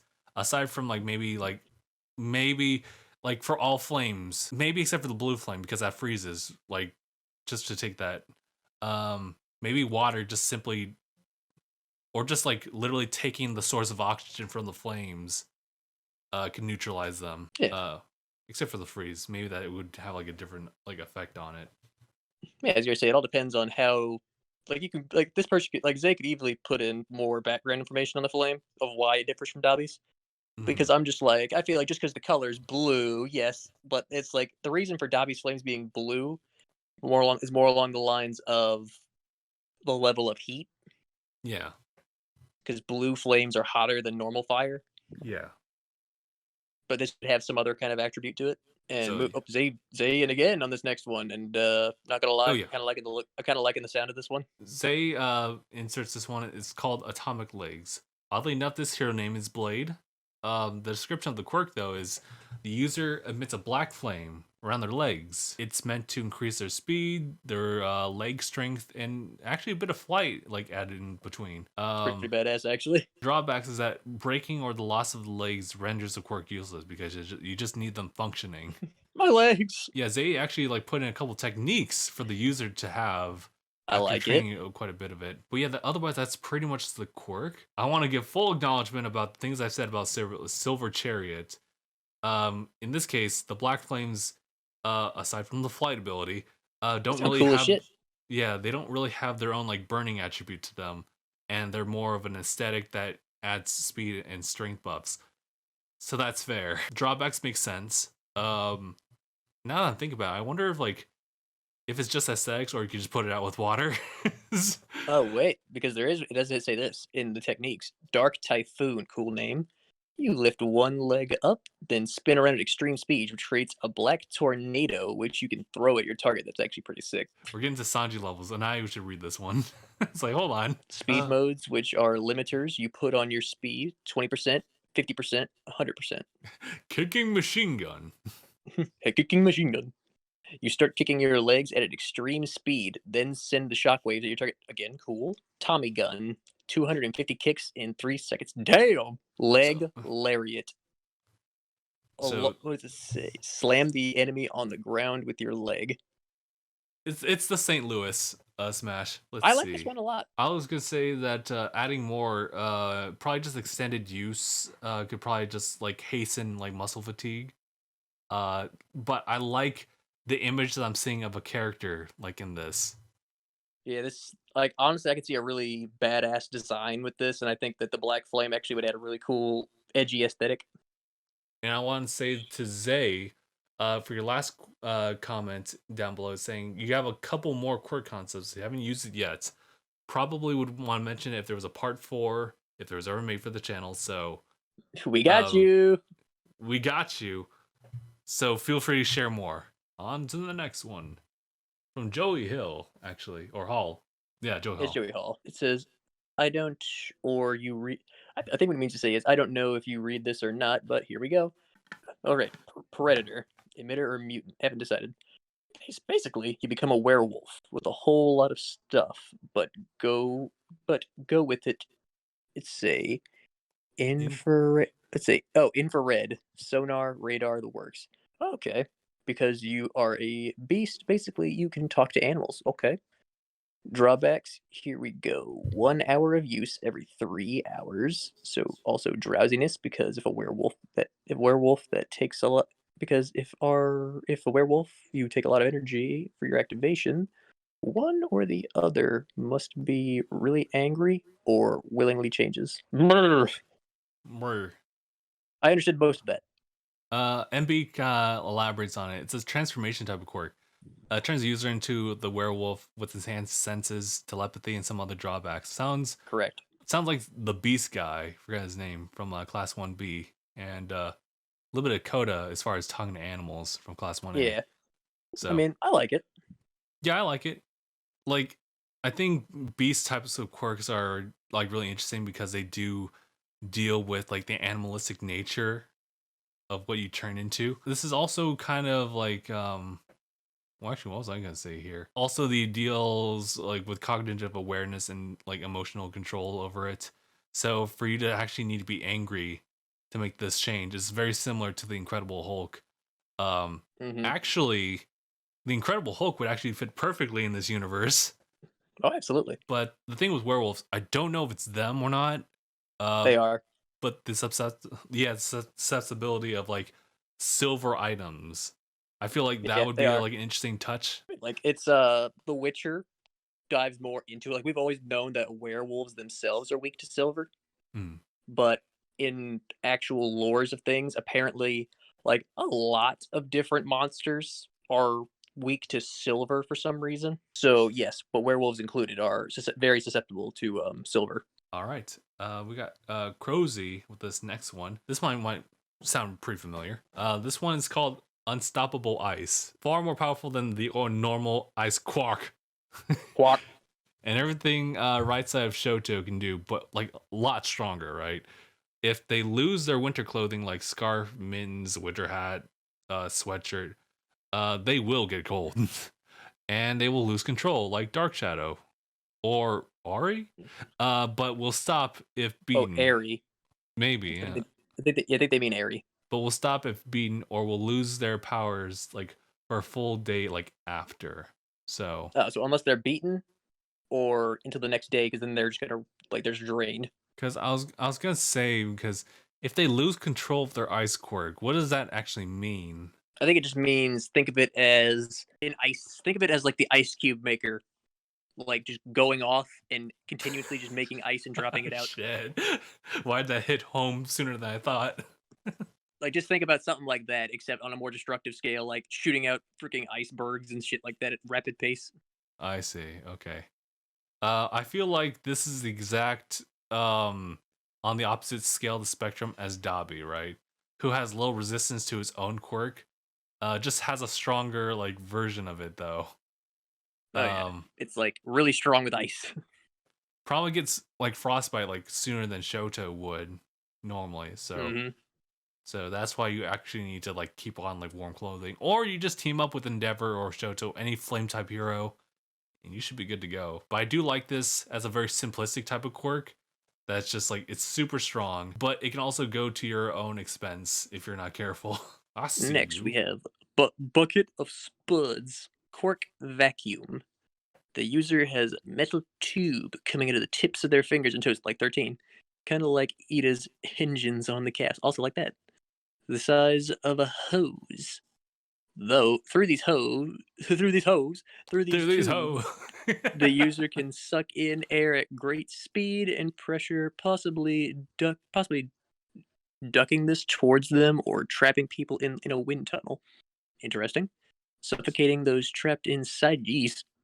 Then using all the air stored up inside them, can shoot it out at great speed and pressure, and can also build up.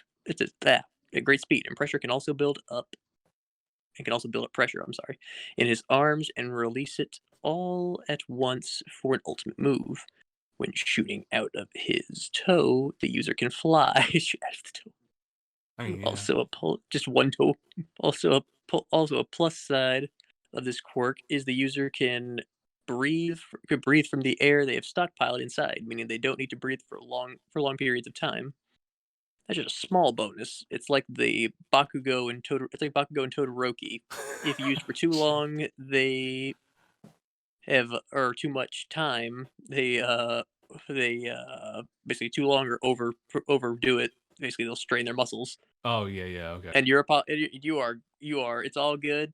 People misspell, bro. You good? Listen, Because he says, I really do like this one. Sorry for my misspelling. It's all good. I just like how you're spelling Bakugo and Todoroki. It's enough. It's because it's how they sound. Exactly.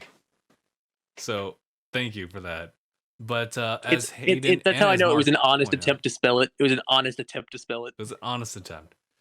But I agree with Hayden, yeah, and also Marc. Yeah, this is pretty much 13. It is 13.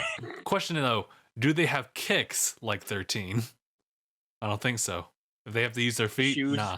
The thing with wind and the ability to fly using the quirk, it makes sense. So that's cool. That's something that 13 can't do. Yeah, because that's because 13 is a black hole. Yeah, 13 is a black hole. So there's no like shooting whatever it comes back out. I was just thinking about it. Like they mentioned Ida's engines. If you were to try to improve that quirk beyond it, it's going to be painful. Because if everyone knows exactly how Ida had to extend reciprocal burst more than like 10 seconds or a minute, you'll find out it's actually the worst thing. She's gonna have to take the metal tubes from her fingers and literally yank them out. Oh! And they'll grow back. Fuck. Do they actually grow back? Yeah, they do grow back. I get it. It's like a broken bone. Completely forgot that was a thing in the series. I was like, wait a minute. Oh, you're right. Yeah, it's a bad time. But Youchie. yeah, no. Otherwise, yeah, I'm seeing more Kirby in this one too, with the suck up and spit up. Moving on to Dr. Amityville. Amityville? Yeah, Amityville. Amityville. This one's dubbed Jack of all trades. The quirk is to replicate the quirks of others, replicating only one of each type, gaining their strengths and weaknesses. Downside is the user can't improve the quirk beyond the techniques the original user has trained to use. So Monoma.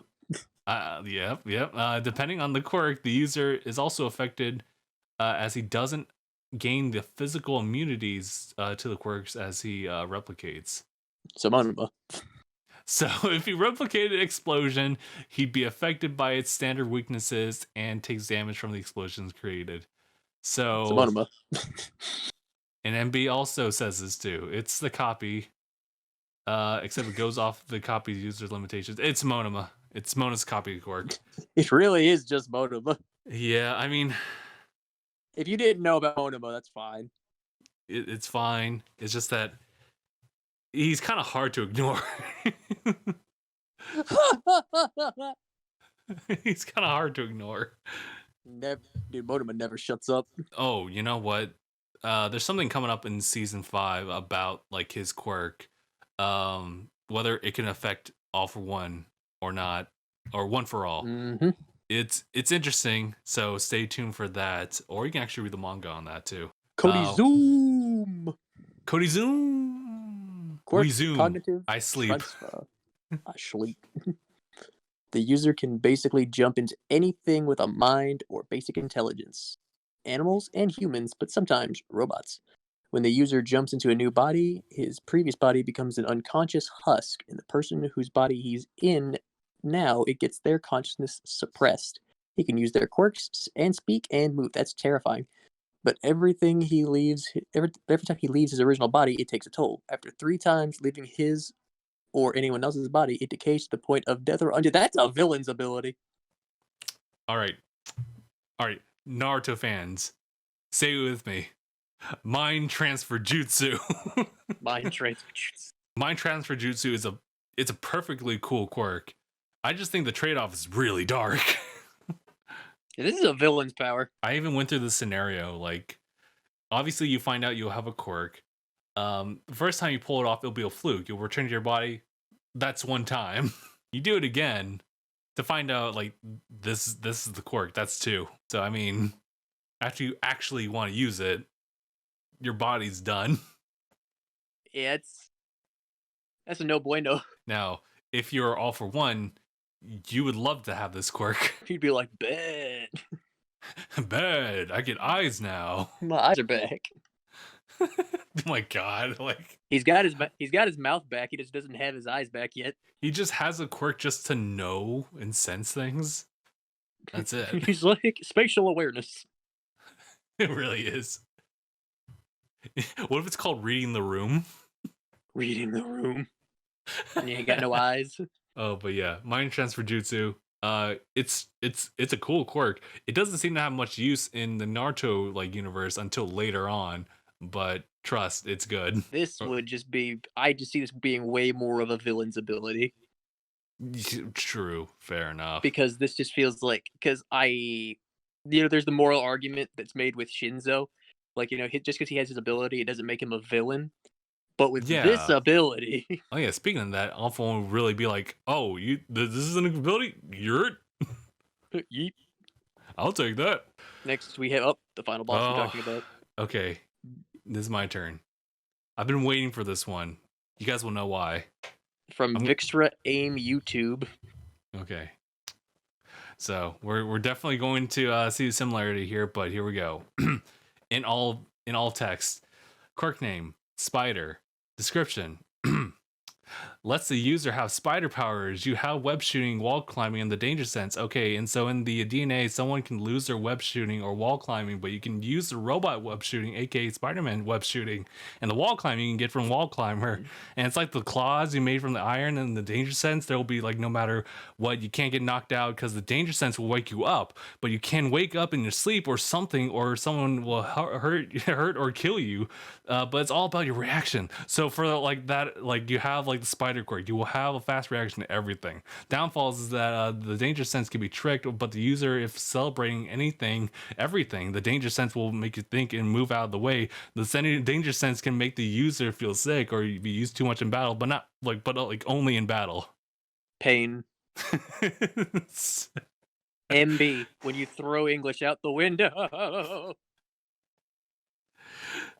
This is like it's one of my favorites like within this, but it's pretty much the Spider-Man ability. I know that I don't put periods a lot, but I at least put the dashes to separate it. Yes, this is Spider-Man, but the Spidey sense is an absolute menace. That was a run-on paragraph. Holy shit. It's a run-on paragraph, actually. Actually, technically, no. It's a run-on sentence. It's all one sentence. No disrespect to you, Mr. Aim. Just saying, like, well, actually, two. Never mind. MB was just being funny when he says, when you throw English out the window. But this is just generally Spider-Man. But Spidey sense is a pain in the ass. Yeah, it's actually like, no. Like, I don't want this power anymore. We're talking about Spider, specifically Spider-Man. I just want to say, like, if there is a Spider-Man, like, in, like, My Hero, it should be Tobey Maguire's Spider-Man. The organic web shooting Spider-Man. The organic web shooting Spider-Man? Yeah. So no web shooters. It's actually just part of your body. Because in this universe, it works. Isn't that how it is in the actual Spider-Man? I have no idea, actually. I've known more popular wise, he just has the web shooters. He just only has like the web crawling, or no, sorry, just wall climbing and the strength and the reaction. Because you'd think the web has to come out of something. Right. Well, it's because he's a super genius, of course. I don't know why. It just so happened that he was smart enough to like create his own webbing because he's like, oh wait, I got spider powers. I should shoot webs. So he makes webs. I remember like he made like this webbed out like swing for a kid, and he or she was like, oh, this is super cool. But he's like, oh, be careful though, it doesn't last too long. Yeah, like it just dissipates. So now we're on down to 5 left, people. Let's go. Quirk from Demigod. It's Quirk Midas. Similar to Shigaraki's quirk, but it turns things into gold. Bling bling boy. Bling bling boy. Actually, I kind of like this one. I was wondering, like, just like that one villain in the overhaul arc who changes things into like fake diamonds. The 8 precepts of death guy. Yeah. I think unless it's like just aesthetics, it's not actual gold, but if it is gold, this is dangerous. Very. You have just turns have him the into a power gold of statue. money. You can make money essentially. But you have to be careful. You can just turn people into gold statues, bro. That's true too. My life is meaningless. Not with my help, you're not. Oh no, no, you're actually worth something. All So the glitters dark. is not gold as he wipes the tear. So dark. Such a dark thing to say. It is otherwise a dangerous quirk because there's no way to probably revert it, right? So what is the? So now we have this next one from Siduous, maybe. Quirk. Horn wave. Allows the user to create horns. The user can turn the horns big or small and create shockwaves. You're talking about. I know who you're talking about in your notes. I'm talking about Pony. We're talking about Pony. Pony is someone who's going to appear in season 5. She has like the horn ability to shoot multiple horns and have them actually like float for a little bit. I'm trying to think of another character who's like that. She's pretty much. I was wondering if they meant horns as in bull horns, or if they meant horns as in like the horn. Like like an actual megaphone kind of horn. Oh, you know what? That's a really good question because I immediately thought this was just like the physical horn shape. But if it's a horn speaker horn, then that's different. Hence why shockwaves are a thing. Yeah, I was thinking like maybe sound? Like a sound-based one? Okay. In that case, I can see that being useful. So it's kind of like Present Might, except you need the horn itself to project. There's a lot. I just more needs to be elaborated on this to really speak further on it. Yeah, just to make sure we have it right. Otherwise, I assume it's like the horn quirk that Pony has. So, and that's entirely different too. Which is literally horn gun. Let's see. What is this from Cookie Blocks? Cookie Blocks. Okay. This one's kind of interesting. I have it in my notes too, but here we go. The cool thing with the stop quirk, notice how it says non-living, not exclusive to objects. It also says immovable by any means, which doesn't mean it has to stay in the same place in space. Otherwise, the constant spinning of the Earth would take it away. User may create shields the size of their hand to make solid air, to block blows, and since it's immovable, essentially has an infinite durability. You could also do the same thing by creating armor or gauntlets, because as long as you're touching them, you activate your quirk. So this is true. In the context of it, the problem is that I don't know this, because it seems like this is an immediate response to another person's quirk concept about a stop quirk. I wasn't able to find such a thing, so I'm assuming. But I was like, why is this comment in here? But I did want to elaborate on this one because, technically speaking, if the object's immovable, so it can't be displaced in any form, from one place to another, or just by its pieces. You can't break it down. So my example then would be a stopped vase won't shatter by the hammer. You just receive all the force from that hammer blow. Ouchie. So that sucks. But Pain. I presented Kosei again with his solid air quirk. I'm not sure if you could say you can make air in an immovable object, because you're kind of technically touching all of it. But it's not something I could really rationally write down as a character who can do that, unless you team up with Kosei and his solid air quirk to just add more durability to it, because it still broke from Bakugo's explosion still. So yeah, that's all I could really say about that. Okay. That's all I wanted to say about that one. That seemed to be a follow-up to something we mentioned. I just don't know where it was. Oh, right. And oh my goodness, I can see why you look at this next one. I was like, straight to the notes. Okay. Straight to the notes. With MB, I'll take care of this one, because MB has been shout outs to MB, by the way. He added some bit of commentary for other quirk concepts. He Some of them are presented actually this pretty idea. freaking funny. He added a quirk concept. He seemed to be confused though because he was like, okay, I wanted to submit like a My Hero Academia hero concept. I want to show you OC? guys an OC character essentially. So I just want to point out there, you're totally fine to do that. His character here is called Deja Vu, and it's comprising of 2 quirks, essentially, but they're mixed into 2 for 1 deal. Yeah. One of them's Twin Strike. Essentially, Twin Strike is from a character from 1B, actually, and it's actually a pretty overpowered quirk. And we'll jump into that like real quick in a bit, but I'm pretty much going to go off my notes here. I'm going to let people read this one, right? But essentially, it's a 2 for 1 deal for quirks consisting one we already know, and the one that's an actual quirk concept. The first quirk here, his well, at least his actual concept, is dubbed Astral Division. It allows, and the reason I'm taking notes here is because he actually adds a little bit extra blurbage here and there to kind of describe like the actual like illustration of this character here. It allows the user to split their consciousness to create like a physical replica of the user that is both stronger and more durable than the user. These 2 beings now, the user and the replica, have a shared vision utilizing the control or utilizing the second quirk, which is Twin Strike.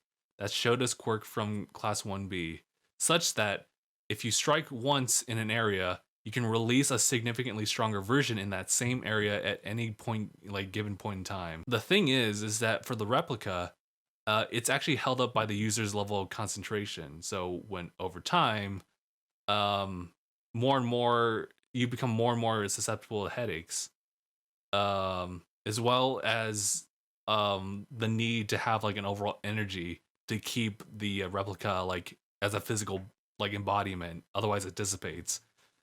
So exhaustion equals less time for astral division to be in effect, even if the user is cognitively stable. So in a fight, he mentioned you last longer than a laptop battery, which is actually pretty long. So I would still say that like depending on how well the battle goes, you might get yourself like really winded out. So mentioned that like both user and the replica exert like energy like in one tank. So you have to be careful about that. There's one particular concept that Gabe, myself, and Marc are aware of when it comes to OC characters. And let me tell you, in comparison to this, or in comparison to that one, this is fine. Oh, this one's absolutely fine. This one is perfectly reasonable. Okay.